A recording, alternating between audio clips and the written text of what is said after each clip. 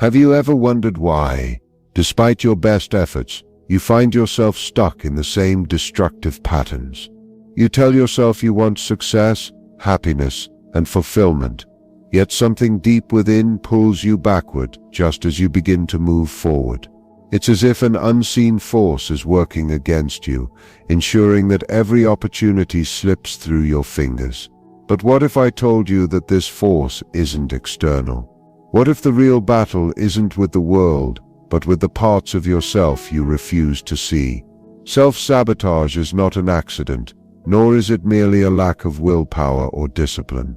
It is a force that emerges from the depths of the unconscious, manifesting as obstacles, procrastination, destructive habits, or patterns of failure that seem to appear just when success is within reach. At the core of this struggle lies the shadow, the hidden, unacknowledged parts of the psyche that contain everything an individual refuses to accept about themselves. The shadow is not merely darkness or evil, it is a reservoir of unexpressed emotions, repressed desires, and neglected truths.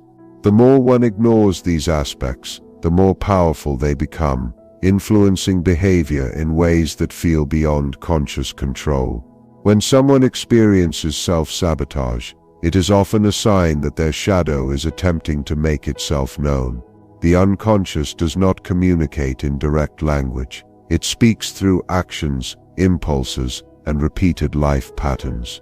A person may consciously strive for success, love, or happiness, yet find themselves consistently undermining their efforts. The reason is not simply external circumstances or bad luck, but an internal conflict between what the conscious mind wants and what the unconscious fears. If deep down a person believes they are unworthy of success, their mind will create scenarios that confirm this belief.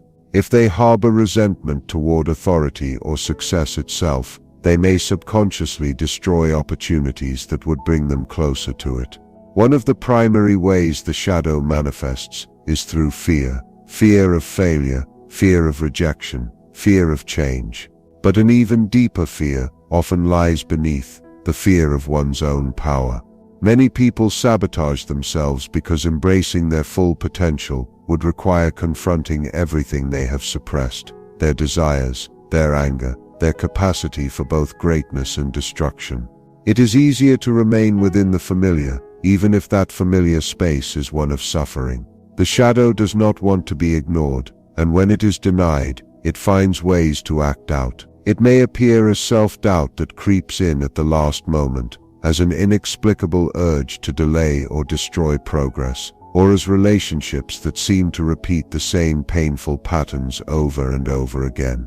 Another way the shadow influences self-sabotage is through self-punishment.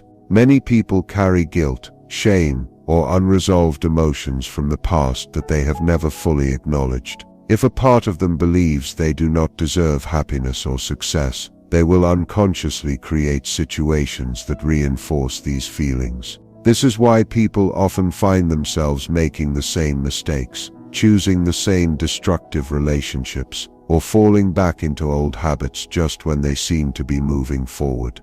The mind seeks balance, and if a person has been conditioned to associate themselves with struggle, failure, or pain, they will gravitate towards situations that confirm these beliefs. The shadow does not operate in isolation. It is deeply connected to the environment and upbringing of an individual. If someone was taught to suppress their emotions, to always be agreeable, or to avoid conflict, their shadow will contain all the rage, ambition, or individuality they were forced to deny. When this hidden energy builds up, it has to be expressed somehow, and often, it emerges in ways that seem irrational, sudden bursts of anger, self-destructive choices, or an inability to move forward despite having the tools to do so. Until the shadow is acknowledged and integrated, it will continue to direct behavior from the unconscious. The mind protects itself by keeping painful truths buried, but those truths do not disappear.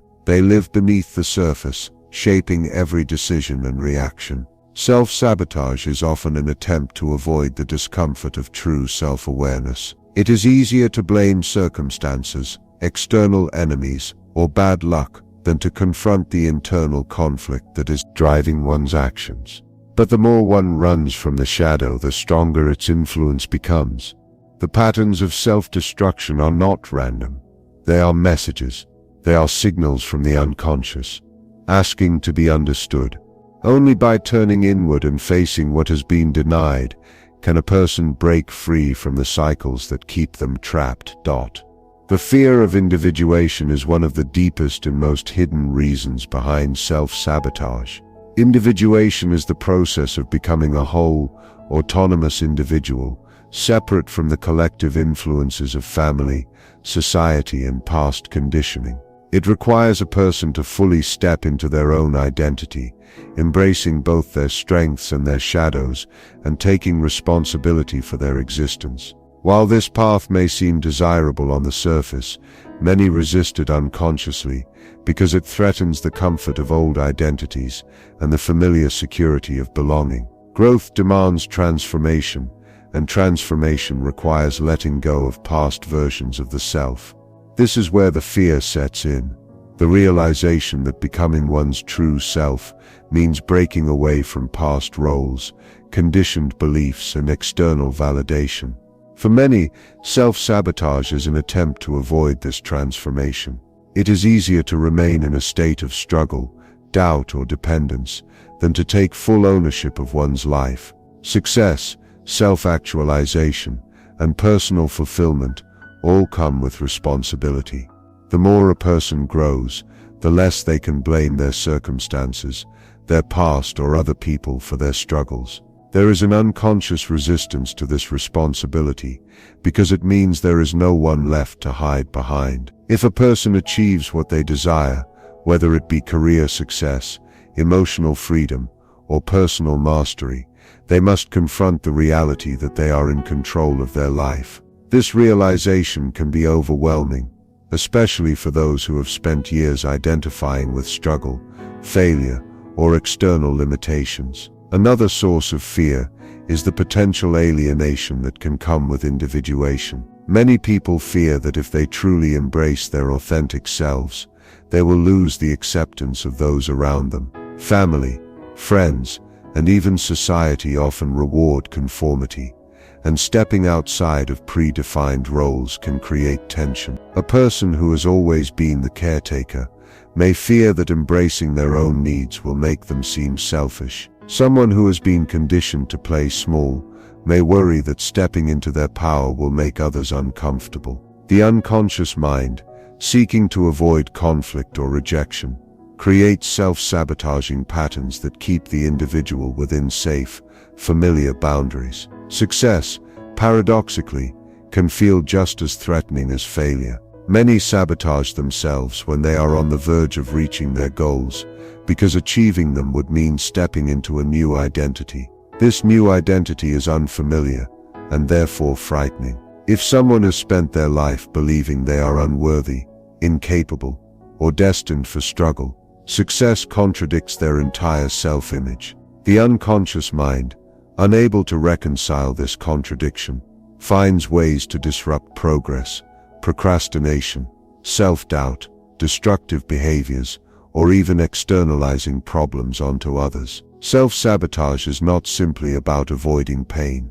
It is also about avoiding transformation. The fear of individuation keeps many people stuck in cycles of frustration, because moving forward means confronting the unknown. The old self must die for the new self to emerge, and this process can be deeply unsettling.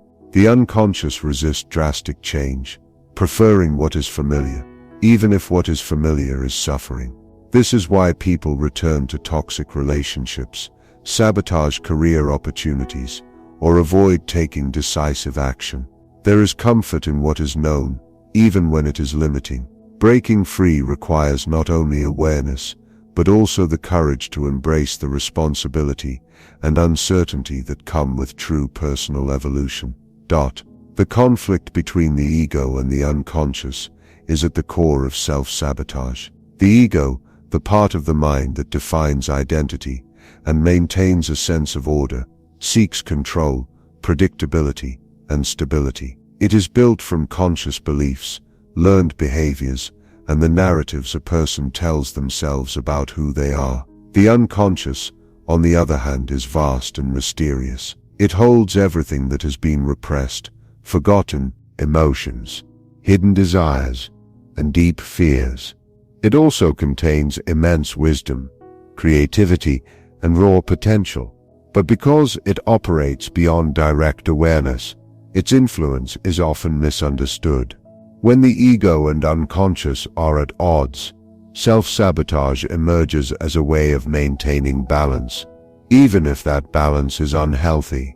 The ego desires consistency. It clings to familiar patterns and resists change, even when that change is positive. If a person has identified with struggle, their ego reinforces this identity by interpreting success as foreign or even dangerous. The unconscious, however, does not follow the same logic. It operates through emotions, symbols, and instincts, often pushing toward deeper self-awareness and transformation. When the unconscious seeks to bring forth repressed truths, perhaps a hidden desire for freedom, a need for self-expression, or a recognition of past wounds, the ego perceives this as a threat.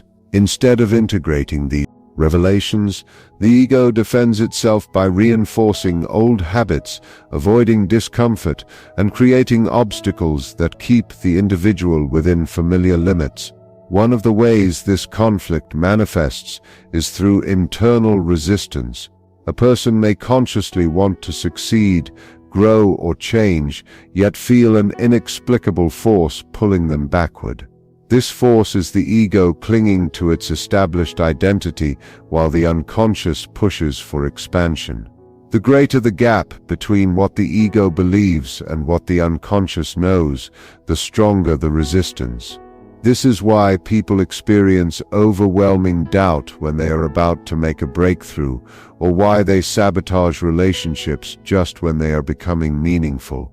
The unconscious is surfacing truths that the ego is not yet ready to accept, creating internal discord that plays out in real-world consequences. The ego also fears the unknown.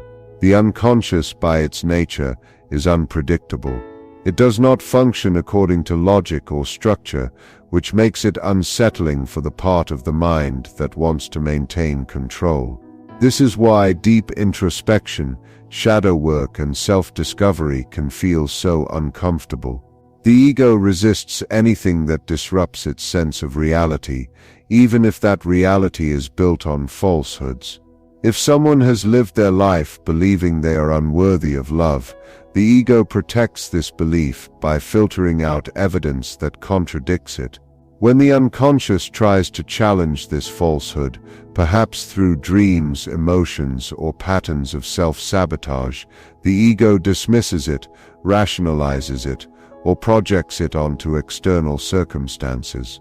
This battle between the ego and the unconscious is exhausting, yet it is necessary for growth. The more a person resists the messages of the unconscious, the more those messages manifest in destructive ways. Self-sabotage is often the result of the unconscious forcing an issue into awareness, demanding to be seen. Ignoring it only leads to greater suffering, as the tension between what is known and what is hidden grows stronger. The only way forward is through integration, acknowledging the fears, desires, and repressed emotions that have been buried, and allowing them to be processed consciously.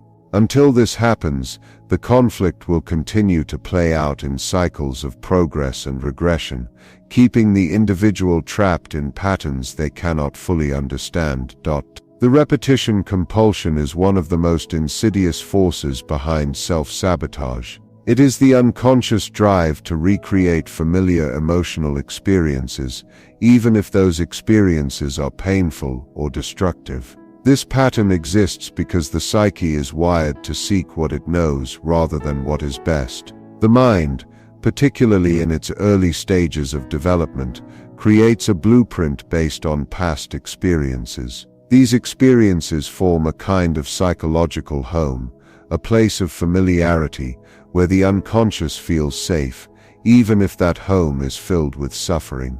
When a person repeatedly finds themselves in the same destructive cycles, whether in relationships, career failures, or patterns of self-doubt, it is often because they are unconsciously drawn toward the conditions that mirror their earliest emotional landscapes. The repetition compulsion is not simply a bad habit, it is an unconscious attempt at mastery. If a person experienced neglect, rejection, or instability in their past, they may unconsciously seek out situations that replicate those dynamics, hoping to finally resolve the pain. This is why people often end up in relationships that resemble their most painful childhood experiences, why they sabotage opportunities just as they are about to succeed, or why they keep making choices that reinforce a negative self-image. The unconscious mind is trying to rewrite an old story, but because it operates on autopilot,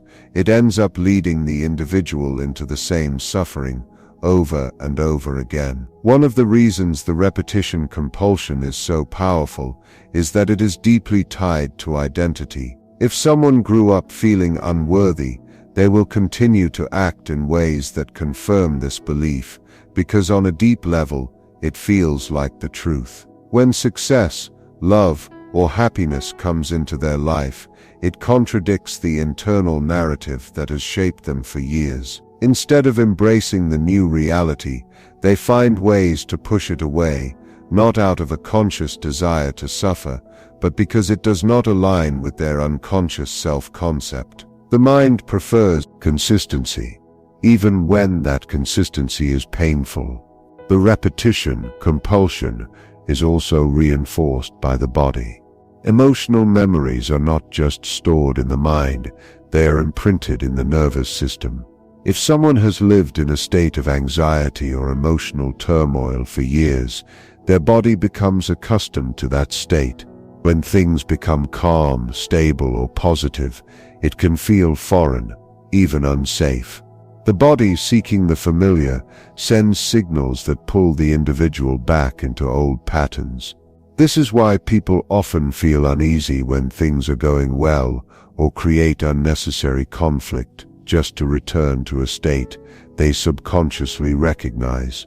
Breaking free from the repetition compulsion requires deep awareness. It is not enough to simply recognize the pattern. One must also uncover its origins and consciously choose a different path, even when every part of the unconscious mind resists. The desire to recreate familiar pain is powerful, but it is not absolute. By bringing these unconscious drives into awareness and actively challenging the narrative that fuels them, a person can begin to make choices that are not dictated by the past. Until this process of recognition and redirection takes place, the same patterns will continue to play out, creating an endless loop of self-sabotage that keeps the individual from moving forward. The hidden comfort in suffering is one of the most paradoxical aspects of self-sabotage. On the surface, people claim to want happiness, success, and fulfillment, yet their actions often contradict these desires.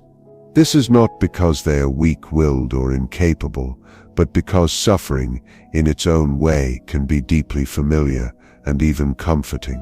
The unconscious mind does not seek what is best, it seeks what is known. If suffering has been a constant presence in a person's life, their psyche has adapted to it, making it a default state that feels more secure than the unknown territory of happiness and success. The mind craves familiarity, even when that familiarity is painful. For many, suffering becomes an identity. If a person has spent years struggling, they may unconsciously define themselves through their hardships. Their pain becomes the lens through which they see the world, and any deviation from that narrative feels disorienting. When opportunities for happiness or success arise, the unconscious mind resists, not because it does not want joy, but because joy threatens the stability of the self-image that has been constructed over time. The mind clings to consistency, and if suffering has been consistent, then breaking away from it feels like stepping into uncertainty. Even though happiness is desired, it is also unknown, and the unknown is often more terrifying than a familiar struggle. There is also a certain power in suffering. Many people, without realizing it, use their pain as a means of control or as a way to gain validation from others. Struggle can become a tool for connection, a way to receive sympathy, attention, or a sense of belonging. If someone has learned that they receive love or care only when they are in distress, they may unconsciously create situations that keep them in a state of suffering. The mind associates pain with connection, and so it resists letting go of that pain. This is not a conscious choice, but an automatic psychological mechanism that reinforces itself over time. Suffering can also serve as an excuse. If someone believes deep down that they are incapable of achieving greatness, they may create obstacles that prevent them from having to prove themselves wrong. Failure can be easier than success, because success comes with expectations, responsibility, and the potential for even greater loss. As long as a person remains in suffering, they do not have to face the fear of their own potential. They do not have to take risks, step into the unknown, or confront the possibility of discovering that they are far more powerful than they ever believed. The unconscious mind prefers safety, and for many, suffering feels like the safest option. Breaking free from the comfort of suffering requires a radical shift in self-perception. It means recognizing that struggle is not an identity, that pain does not define a person, and that suffering is not a prerequisite for love or connection. It requires challenging the unconscious belief that happiness is dangerous, or that success will lead to rejection. The mind will resist, clinging to old narratives, because they are familiar, but awareness is the first step toward transformation. Only by consciously choosing to step beyond the known boundaries of suffering can a person begin to embrace a new reality, one in which they are no longer bound by the past, but free to create a life that is not dictated by old wounds. The unconscious drive toward self-destruction is one of the most enigmatic aspects of human nature. On the surface, people express a desire for growth, happiness, and fulfillment, yet there exists a deep, often hidden force within the psyche that actively works against these aspirations. This force is not logical, nor is it easy to identify, because it operates beneath the level of conscious awareness. It is a collection of repressed fears, unresolved emotions, and internalized beliefs that subtly guide behavior, often leading individuals to sabotage themselves just when they are on the brink of transformation. The paradox is that while people consciously strive for success and well-being, there is an equally strong unconscious pull toward failure, stagnation, or even destruction. One of the reasons for this is the mind's deep-seated resistance to change. True transformation requires dismantling old patterns, confronting uncomfortable truths, and embracing responsibility for one's own existence. This process is not only difficult, but also terrifying. The unconscious mind perceives change as a threat because it disrupts the established psychological equilibrium. Even when a person is unhappy, their suffering is predictable, and predictability provides a sense of security. When faced with the unknown, the unconscious may respond by creating obstacles, generating doubt, or triggering impulsive behaviors that derail progress. This is why many people find themselves on the verge of success, only to make a critical mistake or abandon their efforts entirely. The mind is attempting to restore balance by returning to the familiar, even if that familiarity is destructive. The unconscious also harbors deep-seated guilt and self-punishment mechanisms that contribute to self-sabotage. Many people, due to past experiences, internalize the belief that they are unworthy of happiness or success. These beliefs may stem from childhood conditioning, societal expectations, or deeply ingrained emotional wounds. If someone subconsciously believes they do not deserve love, they will unconsciously push away relationships that could bring them fulfillment. If they feel unworthy of success, they may create distractions, procrastinate, or make decisions that ensure their own failure. This is not a rational process, but an automatic response rooted in the psyche's attempt to maintain coherence between internal beliefs and external reality. Another aspect of the unconscious drive towards self-destruction is the fear of one's own power. There is an inherent responsibility that comes with realizing one's potential. To fully step into personal power means accepting that there are no external excuses, no one else to blame, and no illusions to hide behind. This realization can be overwhelming, as it removes the comfort of victimhood and forces the individual to take full ownership of their life. Many people, whether they realize it or not, fear their own greatness more than their failures. Failure is easy. It requires no effort beyond maintaining the status quo. Success, on the other hand, demands growth, accountability, and the courage to stand alone. Breaking free from this unconscious drive requires deep introspection and an unflinching willingness to face the darker aspects of the self. It requires questioning long-held beliefs, challenging fears, and consciously choosing a different path, even when every instinct screams to retreat. The mind will resist, creating distractions, doubts, and rationalizations to avoid discomfort. But only by confronting these hidden forces can one begin to dismantle the patterns of self-sabotage that have kept them trapped. Transformation is not simply about achieving external success. It is about reclaiming the parts of the self that have been lost, buried, or denied. It is about breaking the unconscious cycle of self-destruction and stepping fully into the life one was meant to live. Self-sabotage is not a flaw, nor is it a sign of weakness. It is the unconscious mind's attempt to protect you, even when that protection comes at a devastating cost. It clings to the familiar, resists transformation, and fears the weight of your own potential. The cycles of failure, doubt, and destruction are not random. They are deeply rooted patterns designed to maintain psychological stability. But stability is not the same as growth. To break free, you must be willing to confront the hidden forces within, the repressed fears, the comfort in suffering, the guilt that keeps you small. You must acknowledge that self-sabotage is not something that happens to you. It is something you unconsciously create. And if you have the power to create it, you have the power to destroy it. The moment you bring these unconscious patterns into the light, they lose their grip over you. The struggle does not disappear, but it transforms into something else, a conscious choice. You can choose to remain in the shadows of your own limitations, or you can step forward, not just into success, but into the fullness of who you were always meant to be.